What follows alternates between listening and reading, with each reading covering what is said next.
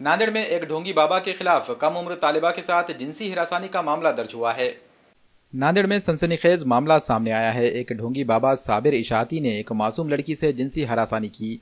लड़की के वालिदैन की इतवारा पुलिस स्टेशन में शिकायत के बाद पुलिस ने साबिर इशाती के मकान और इदारे पर छापा मारा, लेकिन ढोंगी बाबा साबिर इशाती फरार होने में कामयाब हो गया। साबिर इशाती परभनी का रहने वाला है, जबकि नांदेड़ में लड़कियों का एक इदारा चला रहा था। इस इदारे में कम उम्र लड़कियां तालीम हासिल कर रही थी। इन लड़कियों को जबरन जिनसी हरासानी का निशाना बनाने और जिना करने के कई मामले पेश आ चुके हैं, लेकिन अब 11 बरस की एक लड़की के साथ भी ऐसा ही हुआ, जिसके बाद मामला पुलिस तक पहुंचा। पुलिस ने जिनसी हरासानी जैसे मामले दर्ज कर लिए हैं। दफा 376, 354, 509 और 506 के तहत पुलिस ने मामला दर्ज कर लिया है।